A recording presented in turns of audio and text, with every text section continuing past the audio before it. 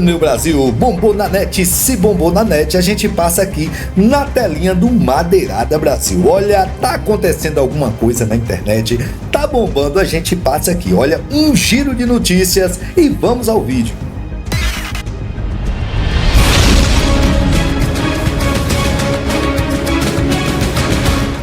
Semana, os deputados aprovaram um projeto que cria tarifa social de água e esgoto para usuários com renda per capita de até meio salário mínimo que estejam inscritos no Cadastro Único para Programas Sociais, o CAD Único. Apesar da matéria ser meritória, apesar da matéria ser uma matéria importantíssima, é uma matéria, a taxa de água, a cobrança da água, quando há tarifa social, nós temos que entender que uma parcela desses recursos serão divididas com alguém. Essa conta será paga por outras pessoas, por um conjunto de consumidores. E a alegação, por isso que eu trago esse alerta aqui, dentro da conclusão dos temas debatidos nesse projeto, é que em 2023, nos 17 estados mais ricos do país, nós tínhamos 12 milhões e 300 mil famílias beneficiadas com a tarifa social de energia elétrica. 12 milhões de pessoas beneficiadas com tarifa de energia elétrica, onde o ambiente que nós estamos em crise, mas temos 12 milhões, que é excelente benefício. Enquanto nas tarifas de social de água, principalmente no conjunto município e alguns estados, 1 milhão e 200 mil famílias. A maior parte das companhias de saneamento possuem tarifa social de água e esgoto por meio de subsídio cruzado. Isso deve continuar. O que o projeto vai permitir é que existam também subsídios diretos a esse tipo de prestação de serviço. Para quê? Para que elas possam aliviar a sua conta e ter o contrário do que está sendo dito. Não é aumentar a conta para aquelas outras pessoas, é através de subsídios diretos você eficientizar a maneira como o poder público investe em saneamento, investindo no resultado. Você conseguir colocar subsídio direto, um modelo que foi adotado em outros países com sucesso. A maneira de financiamento está desonerando o governo federal e está criando um outro ônus para os pagantes de impostos. Essa que é a grande diferença. Nós somos contra o intento. No entanto, a maneira de financiamento preserva o governo, que não tem dotação orçamentária disso, e está criando um novo tributo embutido de uma maneira totalmente subterfugiada. Eu fico muito impressionada de pessoas que assumem os microfones para impedir que a população de baixa renda tenha acesso à água e acesso ao esgoto. Aí se argumentar que isso vai elevar o custo, aqui já foi dito, eu apenas repito, a cada R$1 ou $1 que se investe em saneamento, você economiza 4 em saúde. Então, portanto, não há um déficit ou não há uma sobrecarga para os serviços. O que se trata neste projeto é de justiça social. Nós temos 49 milhões de pessoas sem esgotamento sanitário adequado. E nós temos por volta de 33 milhões sem água. Água é vida. Esgotamento sanitário é saúde, é qualidade de vida, é direito à cidade, é cidadania. Espanta que não haja unidade nesse parlamento para isso. Imagina uma família não ter acesso à água potável. Imagina uma mãe que já tem que escolher, deputado, se paga o arroz, o feijão, a passagem, passar pelo constrangimento, pelo desespero de ter sua água cortada. Processos, inclusive, de privatização, como a SEDAI no Rio de Janeiro, mostram, inclusive, um aumento de tarifa, dificulta o acesso de quem é pobre. Portanto, é importantíssimo que esse parlamento garanta o direito básico universal à água, ao esgoto tratado. A proposta será analisada ainda pelo Senado. Os deputados aprovaram também proposta que dá validade jurídica à venda de imóvel, caso seu registro não contenha informações sobre restrição judicial. Ele trata, na lei de registro de imóveis, de dar garantias ao terceiro interessado de boa-fé. Numa hipótese em que algum agente público seja julgado, seja indiciado por improbidade administrativa, aquele negócio feito anteriormente, o terceiro de boa-fé seria protegido. Vou criar aqui um exemplo hipotético.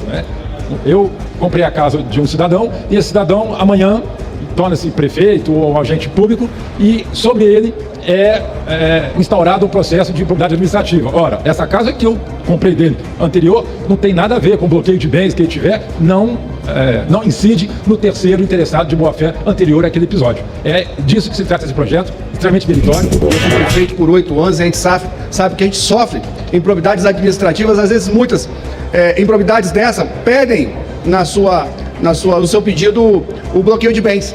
E esse terceiro que adquiriu esse imóvel, ele não tem as sanções. O projeto vem num momento importante de dar essas garantias a quem vai fazer a compra dos seus imóveis e aí período de registro. A proposta segue para a sanção presidencial.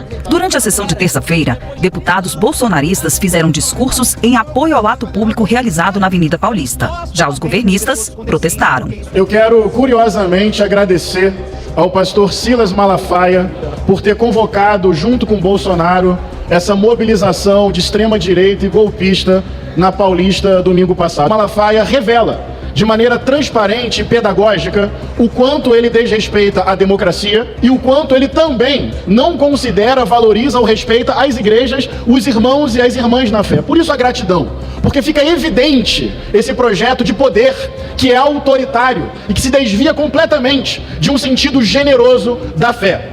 Em primeiro lugar, se a Associação Vitória em Cristo, que é organizada por Malafaia, financiou aquela manifestação, se isso se comprova, fica uma pergunta. As pessoas que ofertam para esta associação, pessoas simples, será que elas imaginam que o dinheiro delas vai financiar um projeto político e ideológico do Malafaia e do Bolsonaro? Se ele não sabe, os fiéis da igreja do pastor Malafaia ficaram chateados porque não puderam contribuir. Então aquilo foi pago pelo bolso do Silas Malafaia e não teve nada de fiéis ou da igreja de A ou de B.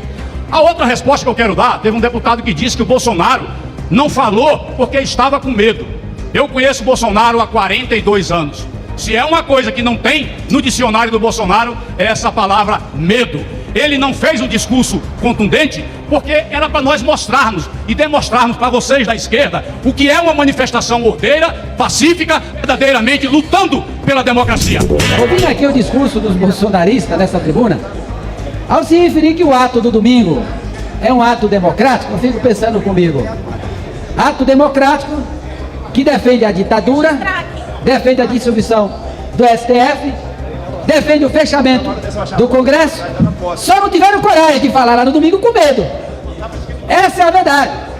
Ficaram com medo do Alexandre de Moraes e não levaram as plaquinhas vindo do STF, intervenção militar. Essa é a verdade. Uma grande demonstração do que é a verdadeira democracia. Pessoas, famílias, crianças, todas ali emanadas em um único objetivo, que é viver o pleno exercício da nossa democracia. Foram ali mais de 1 milhão de pessoas na Paulista e com certeza nas adjacências, nas paralelas, o outro tantão de gente. Realmente uma grande manifestação do que realmente é o Estado Democrático de Direito. Uma estimativa aqui politicamente posta, porque os cálculos feitos da Avenida Paulista mostram que o ato não passou de 180 mil pessoas. O que, aliás, é um ato grande. É um ato grande, 180 mil pessoas. Mas muito aquém do desejado. Eu posso dizer a vocês o seguinte, mudou alguma coisa esse ato? Na correlação de forças? Vai comprimir a atuação do Supremo?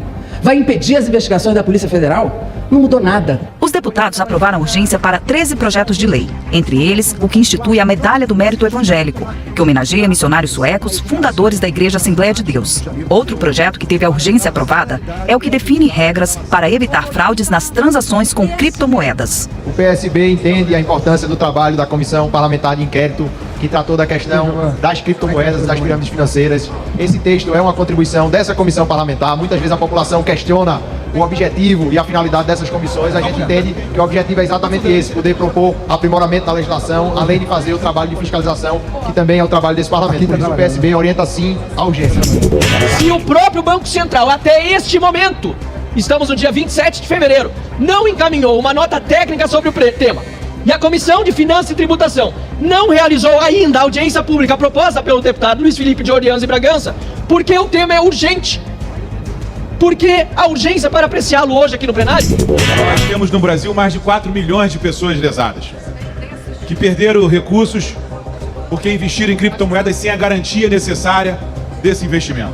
Nós queremos que as corretoras de criptoativos tenham também a segregação patrimonial para garantir os recursos dos seus clientes. O plenário aprovou urgência para a proposta do governo que isenta da contribuição do imposto de renda quem ganha até 2 salários mínimos. Só para informar o plenário que o governo encaminhou a medida provisória que isenta da contribuição do imposto de renda para quem ganha até 2 salários mínimos, já importando uma isenção de quase R$ 2.900. Essa isenção vai atingir uma parcela enorme da sociedade brasileira, daí a urgência para esse projeto de lei. O que a gente vê aqui agora em pauta, o projeto do deputado Zé Guimarães, é a consolidação do estelionato eleitoral do presidente Lula.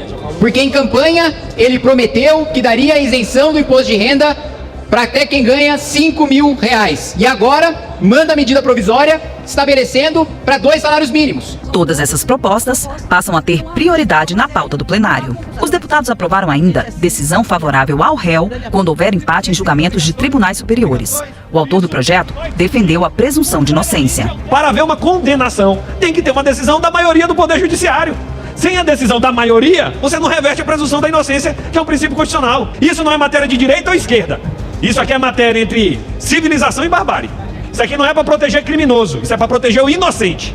Esse é o nosso principal foco de preocupação. Portanto, nós encaminhamos contra a emenda do Senado Federal e a favor do texto que já foi aprovado por esta casa a quase unanimidade. Não é a primeira vez que essa casa se debruça sobre esse tema. A votação passou de 400 votos no primeiro escrutínio. O texto da Câmara, ele diz o seguinte: empatou imediatamente a indúbio pro réu. Favorece a pessoa que está sendo processada. O Senado disse o seguinte: não, isso vai beneficiar bandido. Inúmeros bandidos conseguem chegar no STF, acreditem. E o Senado inteligentemente fez o seguinte: espera, não é indúbio pro réu, no caso de empate, espera o ministro voltar de férias. Espera o ministro voltar do banheiro. É isso. Chama o juiz do tribunal.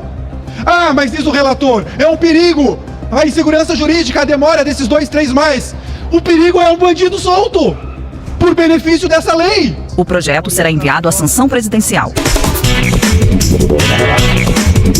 Temas de interesse nacional, debates em plenário, as reações e propostas dos deputados, fatos e opiniões. Nós somos aí mais de 29 milhões de idosos no nosso país, sendo que 17 milhões são mulheres.